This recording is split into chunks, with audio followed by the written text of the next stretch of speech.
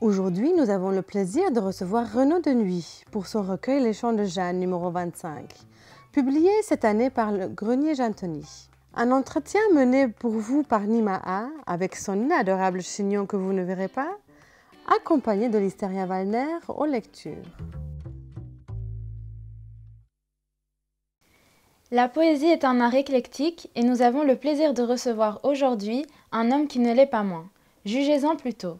Docteur en philosophie et lettres, licencié agrégé en communication sociale, diplômé d'études européennes, diplômé en sciences du gouvernement et administration publique, journaliste, écrivain, fonctionnaire et professeur invité des universités.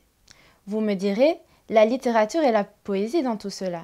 Eh bien, notre invité y fut plongé tout petit, puisqu'il est le fils et petit-fils des poètes Marie-Claire d'Orbay et Désiré Joseph d'Orbay. Ainsi, Renaud Denuy est également poète. Faut-il considérer 2 ou 3 temps, ou un mouvement, à ton œuvre poétique? C'est la question par laquelle je commencerai cet entretien. Alors je pense qu'il y a plusieurs temps sur la ligne du temps, s'agissant de mes publications poétiques. Le tout premier livre est à mettre à part, ça s'appelle « Ressembler à l'homme ». Et j'y ai mis des poèmes d'enfance, d'adolescence, de prime jeunesse. Et ce sont des tentatives ou des sélections de tentatives. Ensuite vient la vague des poèmes publiés dans les années 74 à 85. Là, il y avait 4 titres. Le feu de tous, Palais d'origine, La praticable et Ce qui est demeure du temps. Et puis, troisième moment, c'est un assez gros livre qui s'intitule Histoire de la détermination et qui rassemble des écrits qui ont été rédigés entre 1985 et 2012. Voilà, je pense comme cela pouvoir répondre à cette question.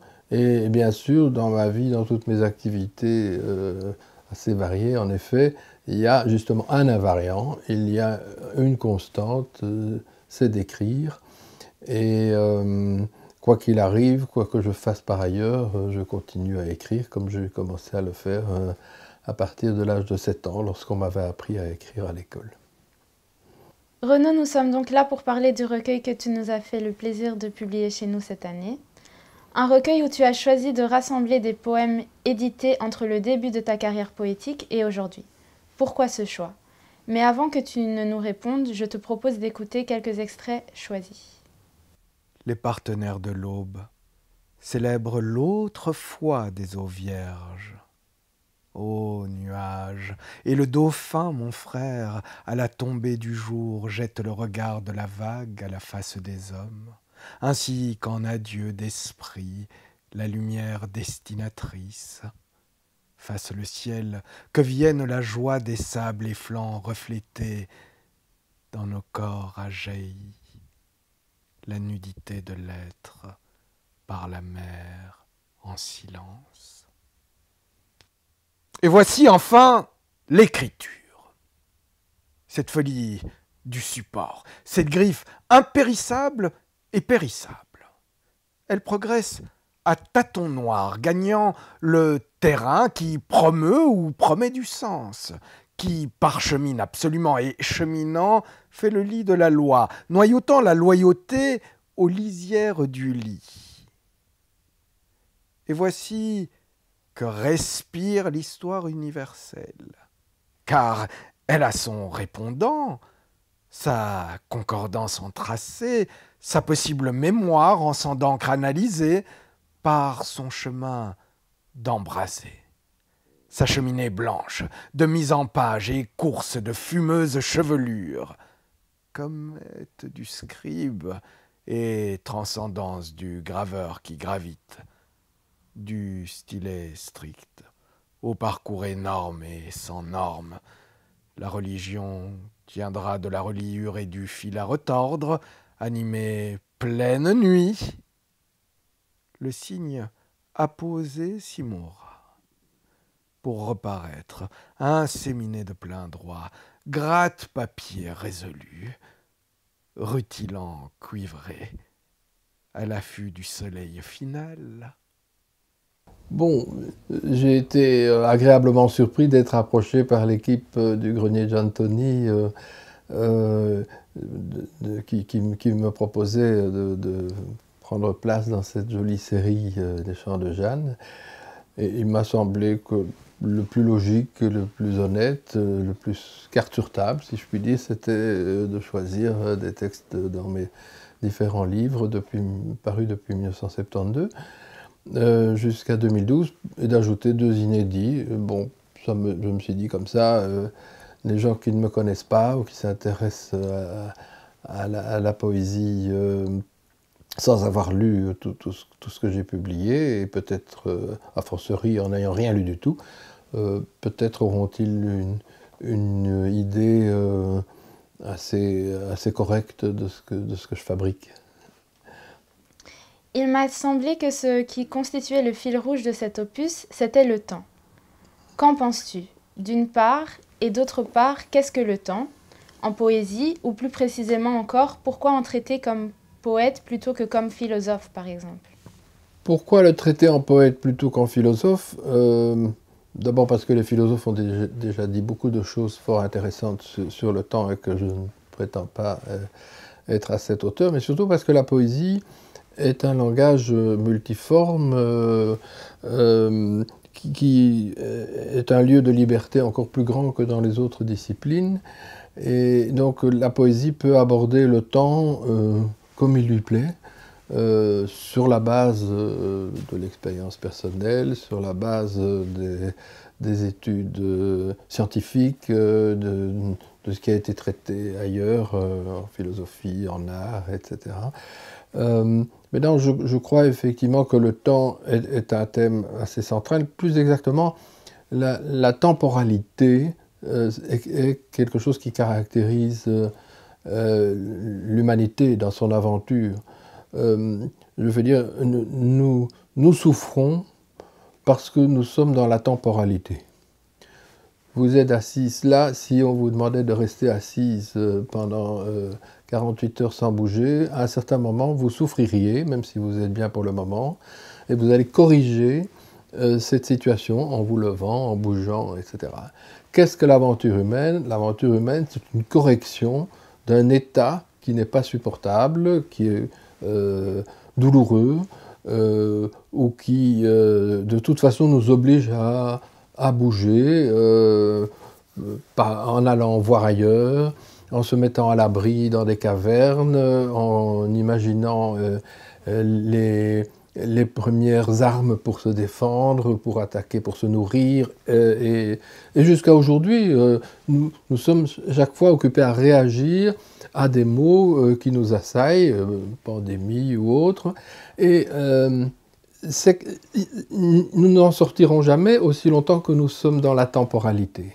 La temporalité, c'est qu'il y a un moment A, un moment B, un moment C qui sont chaque fois une correction du précédent. Et je pense que nous devrons avoir l'humilité de comprendre cette temporalité et que ça ne sert à rien de se révolter. Ce qui est lié à notre temporalité, il y a évidemment beaucoup de souffrance, mais aussi beaucoup de guérison. Et l'écart entre la souffrance et la guérison, c'est le lieu même de la temporalité. Le temps chez toi et dans ce recueil, c'est tout autant le temps de l'homme que celui du cosmos. Nous choisissons alors de retourner sur la planète Terre, après des millions d'années. Elle, ensevelie sous les cendres, inhabitable, nous dédaigne. Aidons-la dans la patience à recueillir nos corps. Par comparaison, les affaires précédentes étaient enfantines. Mobilisés pour être ensevelis. Nous voyons le monde à l'envers, de même qu'au fond du gouffre, on sous-estime la durée. Ô vieille terre, de conversion en conversion, tu repartiras, tête la première, aspirer vers de nouveaux vivants. Pendant que l'enfant naissait, son aîné de 2 ans devint l'autre enfant, partenaire et concurrent. Et l'on dira patiemment, le frère le prit par la main, le conduisit au réel. Le grand frère passe la main au petit dans leur une histoire de rivaux qui se comprennent. La tendresse du grand rejoint l'attente attentive du mineur.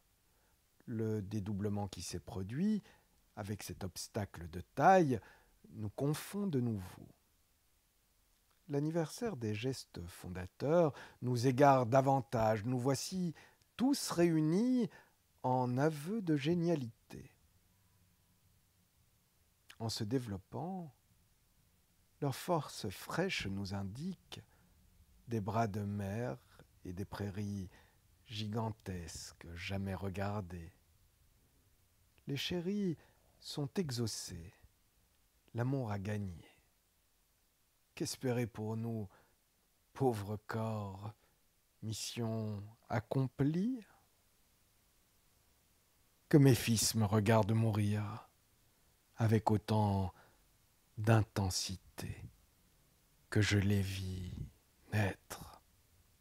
Comment entrevois-tu la liaison de ces deux temps de l'infiniment grand pour l'un et l'infiniment petit pour l'autre? Ça, c'est très très difficile d'entrevoir une corrélation et de dire quelque chose sur une corrélation entre un infini, déjà c'est difficile, par exemple le grand, et aussi le petit. On sait de plus en plus de choses sur le petit, on sait aussi de plus en plus de choses sur le grand, mais on s'aperçoit qu'il est encore plus grand qu'on imaginait et qu'il est en expansion, et peut-être qu'il y a plusieurs univers, donc tout ça est assez fascinant.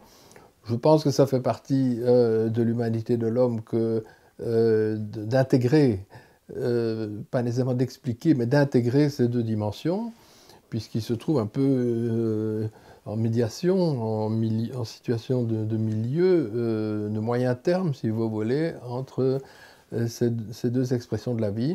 Et je plains les gens qui traversent la vie sans s'être jamais interrogés sur le cosmos, ni sur l'infiniment petit. Or, je pense que ce sont des exercices auxquels la poésie peut contribuer.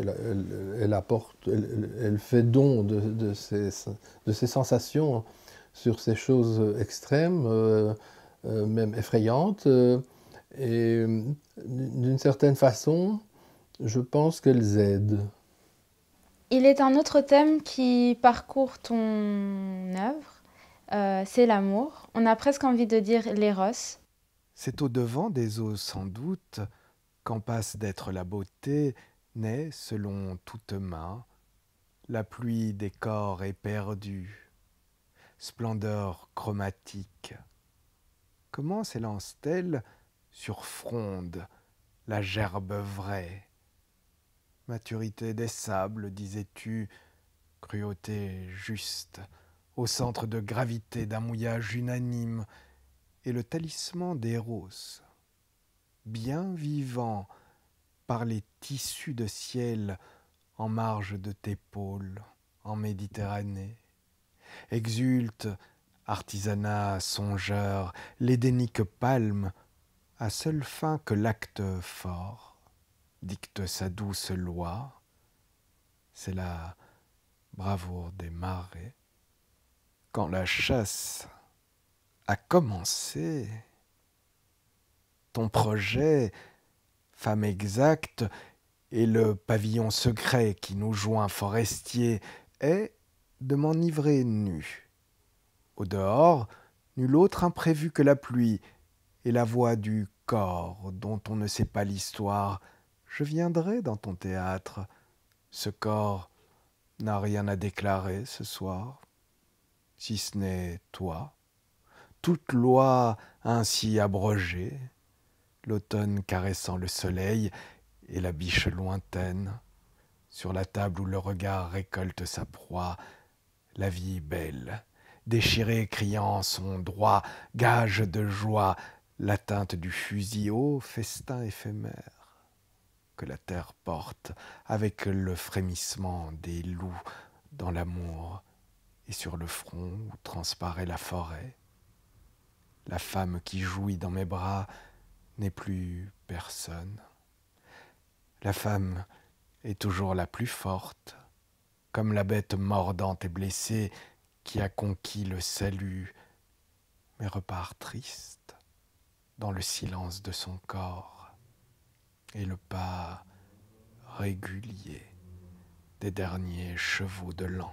C'est ce « Ô temps suspend ton vol » et vous, heure propice, suspendez votre cours, laissez-nous savourer les délices des plus beaux de nos jours, qui est le temps réconciliateur, celui qui, littéralement, résout, et le temps et le monde. Sans doute. Plus j'avance dans la vie, plus je rencontre de gens, plus je pense à la phrase des Beatles, « All you need is love ». C'est terrible comme les gens ont besoin d'amour. Et je me suis rendu compte de ça dans toutes mes expériences, dans la vie professionnelle, en faisant des campagnes politiques, en parlant des inconnus. C'est le manque le plus grand. Et en même temps, bon, l'amour rend heureux, enfin je pense de l'amour de deux personnes, est quelque chose qui fait du bien, qui est bon pour tout, si je puis dire, qui rend heureux. Même si c'est quelque chose de très fragile. Et pour le relier au thème du temps, je pense que l'amour, l'émotion de l'amour est une forme de suspension du temps.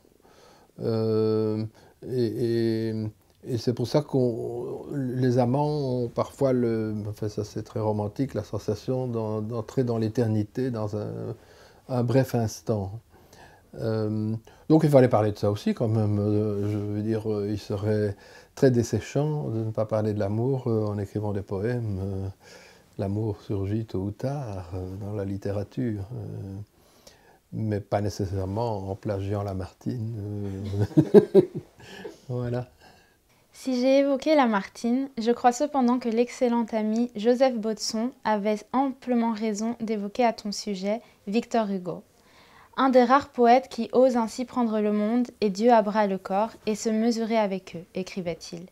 Les dieux voulaient démentir la nouvelle, et pourtant Chronos est parmi nous, bien vivant de chants purs, interpellant l'autre rive de l'univers, tout fleuve et feu liminaire fragile.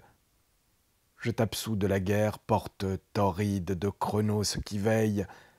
Il prend le pouvoir de déconstruire, et de sable en forêt rejoint demain dans l'origine.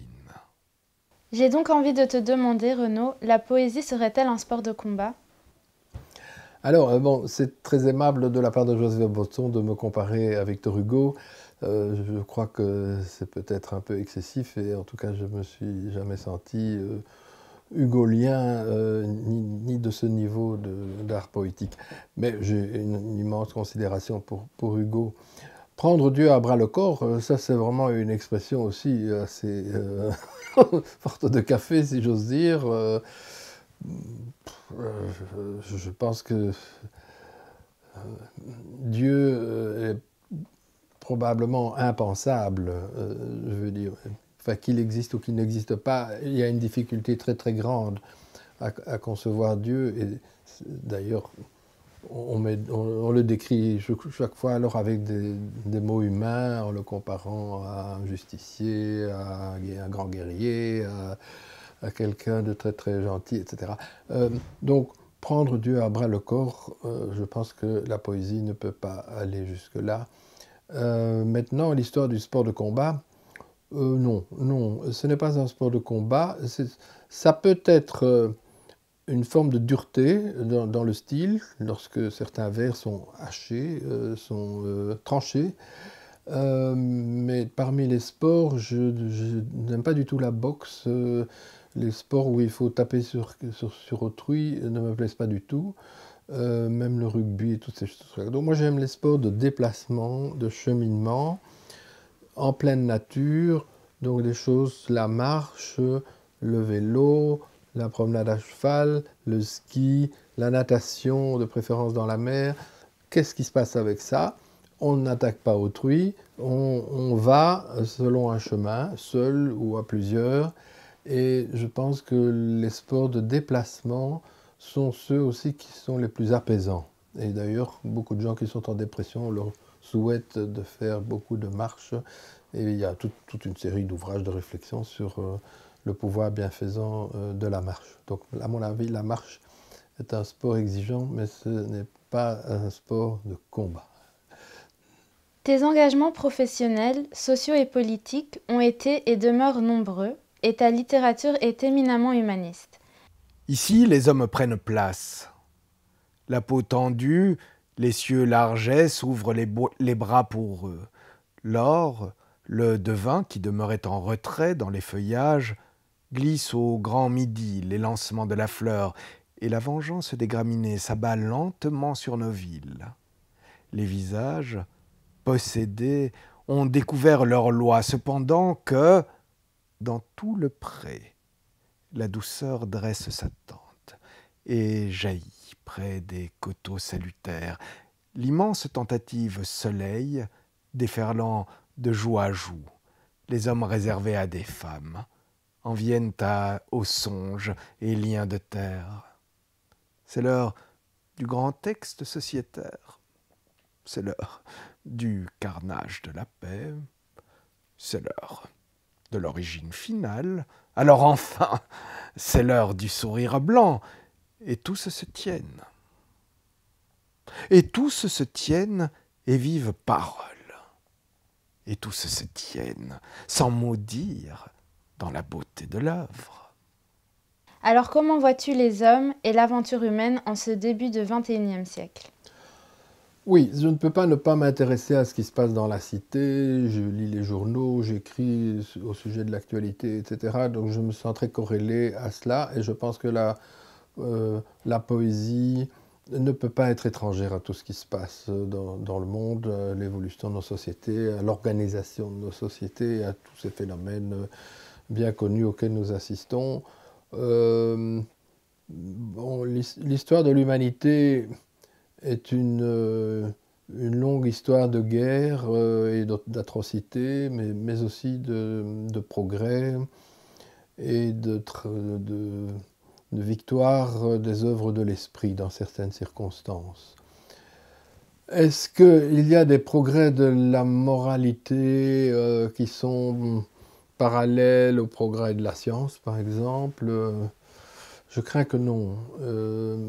Je trouve qu'on a fait d'énormes progrès dans tous les domaines techniques et scientifiques, mais sur le plan de la relation à autrui, on a fait moins de progrès, même si on a des déclarations internationales sur les droits de l'homme, etc. On pourrait dire, ah oui, maintenant avec le réchauffement climatique, on voit des titres, l'humanité va disparaître, c'est bien fait pour elle, etc. C'est vrai qu'on pourrait dire d'une certaine façon, l'homme est une sale bête, l'homme maltraite les animaux, et l'humanisme, si c'est ça l'humanisme, franchement, l'humanisme qui rabaisse toutes les autres formes du vivant, qui les asservit, qui les exploite, qui les abîme depuis des siècles avec une dureté incroyable, si c'est ça l'humanisme, alors non merci.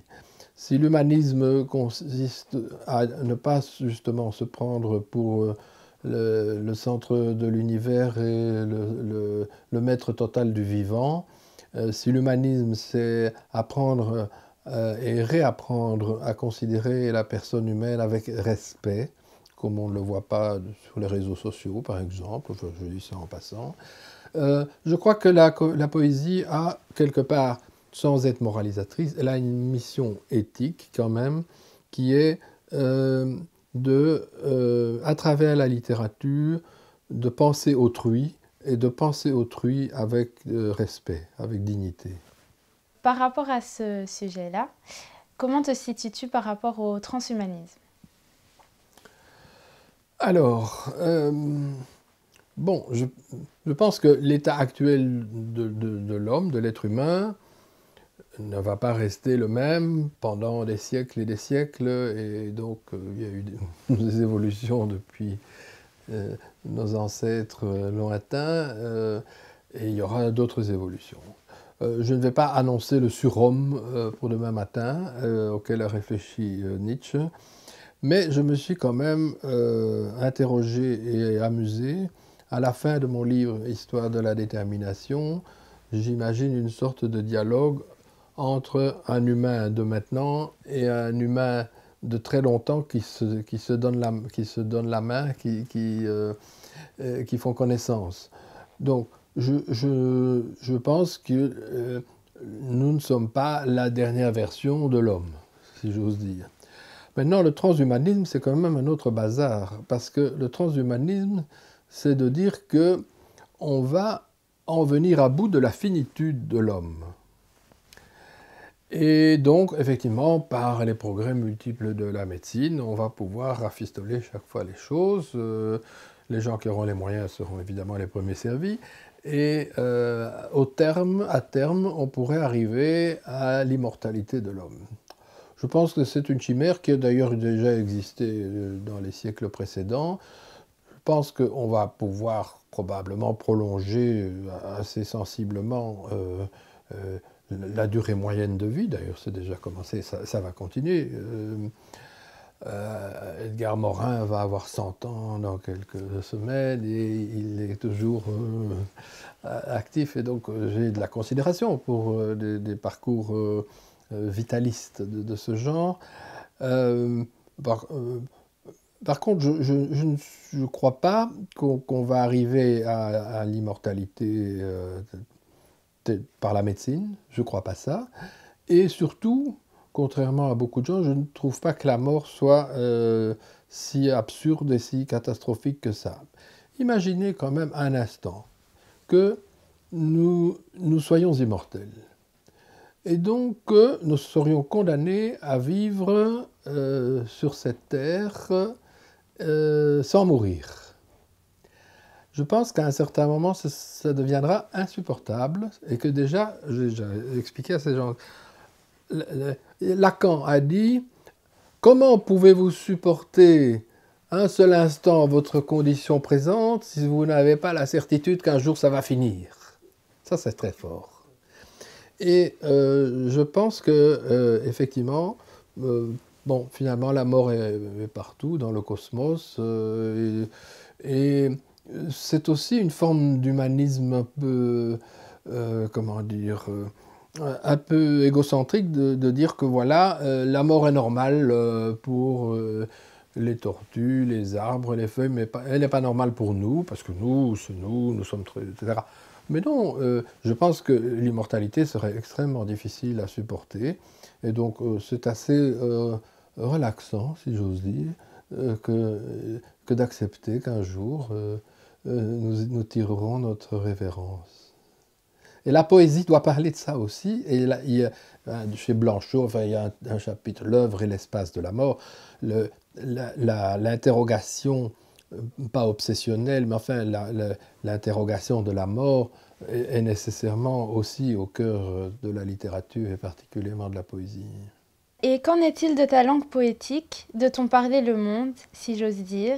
Et puisqu'il y a quelques années, les éditions Le Coudrier ont réédité un recueil publié en 1980 qui s'intitule L'impraticable, j'en profiterai pour te demander si tu vois la poésie comme un art impraticable. En fait, l'impraticable, ça veut dire deux choses, en gros. Ça veut dire ce qui ne peut pas être mis en pratique. Donc, et effectivement, la poésie n'est pas orientée vers la pratique. Bon, il y a d'autres trucs plus pratiques que la poésie. Donc, traiter de ce qui n'est pas mis en pratique fait partie du champ poétique. Mais d'autre part, vous avez tous fait l'expérience de... Vous arrivez un jour à une route où il est marqué « impraticable » et on barre la route parce qu'il y a des travaux, parce qu'il y a des éboulements, etc.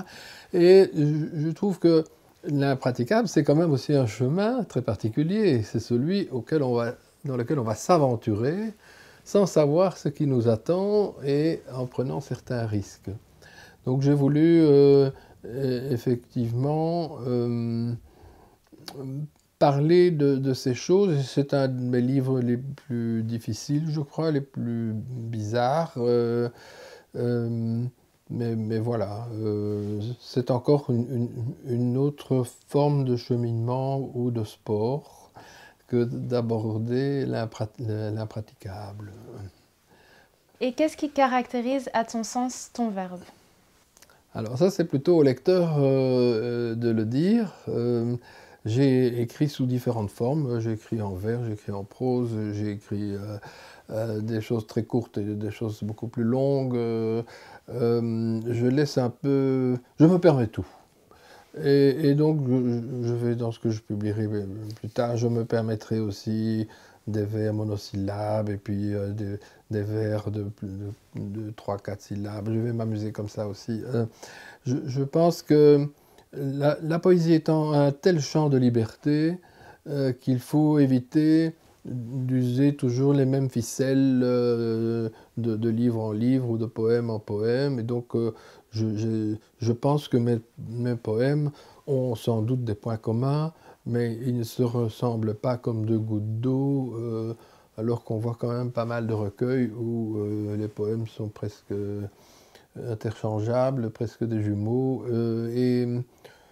Je crois qu'il faut penser aussi à la musicalité.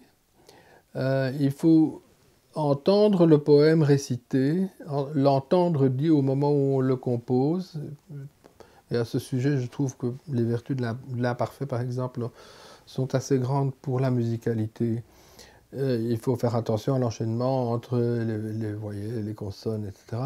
La musicalité, d'ailleurs, est quelque chose qui est partout, pas seulement dans la musique, qui est dans vous écoutez la manière dont les gens parlent, c'est une forme de musicalité. Mais en même temps, on peut aussi rompre avec la musicalité et taper sur la table, taper les mots, provoquer des chocs et donc provoquer des sursauts. Et les sursauts individuels et la musicalité sont deux registres possibles. Il y en a d'autres aussi. Nos chroniqueurs du Grenier ont parlé de la qualité imaginale de ton verbe, tandis que la regrettée France Bastia parlait des images neuves et superbes jaillissant de tes mots. Comment se construit l'image chez toi et quel rapport lui fais-tu entretenir avec la langue précisément? Effectivement, les images sont aussi un peu partout, dans la peinture, dans le cinéma, dans la musique aussi, dans la danse bien sûr. Mais l'image en poésie, elle fait avec les moyens du bord, c'est-à-dire uniquement des mots. Et la construction des images n'est pas nécessairement le critère de l'originalité poétique, je pense, qu'il ne faut pas à tout prix chercher à faire de belles images, si j'ose dire. Mais c'est plutôt le lecteur qui, après coup, se dit « Oui, oui, il y a des images magnifiques là-dedans, etc. » Et je crois que c'est là que l'écrivain, le poète, a le plus aux mains de son inconscient. C'est-à-dire que, bon, nous avons tous fait cette expérience qu'il y a un vers ou une image qui passe dans notre esprit et que nous devons l'attraper. Et nous devons l'attraper et vite l'écrire parce que sinon, un quart d'heure plus tard, il aura disparu. Parce que c'est assez étrange. Il y a des segments de poésie qui nous traversent et il faut avoir du papier et un crayon pour l'écrire parce qu'il ne reviendra peut-être jamais. Et donc l'image est quelque chose qui paraît pérenne et qui en même temps est très fugitif, est très évanescent, très fragile à capter. Or, une fois que le poème est écrit, l'image est stabilisée et chacun pourra y voir ce qu'il veut.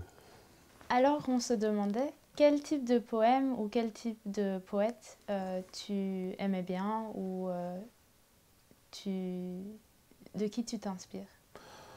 Bon, bien sûr, il y a tous les poètes qu'on qu'on apprend à l'école. Je trouve par exemple La Fontaine reste un génie extraordinaire. Et, bon, je ne vais pas citer tous les poètes français ou autres qu'on apprend à l'école, mais parmi les poètes contemporains récents, j'ai eu beaucoup d'empathie pour Edmond Jabès, pour Yves Bonnefoy, pour René Char et pour Saint John Perse. Voilà quelques noms qui me viennent spontanément à l'esprit. Parfait. Nous arrivons au terme de cet entretien. Aussi, vais-je te demander quels sont tes prochains projets et prévois-tu d'autres publications poétiques? J'ai en tête 3 livres, enfin j'ai des briques pour 3 livres. Un qui s'appellera sans doute et qui justement variera au maximum les contenus. Je n'en dis pas plus. Le deuxième, je voudrais l'appeler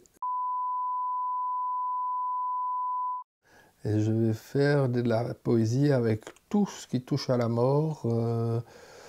Je parle des cimetières, de l'euthanasie, des fantômes. J'essayerai de voir des clubs de gens qui font tourner les tables. Enfin, j'ai envie de faire une espèce de somme avec une liberté poétique extrême pour traiter des morts et de tous les mondes des morts. Et puis, je voudrais écrire un livre sur les cimes, qui pourrait s'appeler O, parce que je suis très fasciné par les montagnes et donc j'ai écrit déjà pas mal de choses là-dessus sur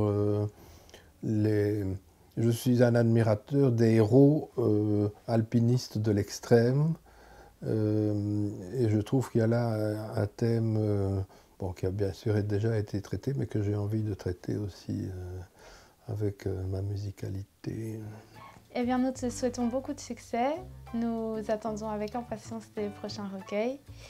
Et il me reste donc à conclure en te remerciant de nous avoir accordé cet entretien, en recommandant à nos auditeurs d'écouter sur notre chaîne YouTube la capsule Poésie au grenier qui t'est consacrée et surtout, n'oubliez pas, ceci n'est pas un mal.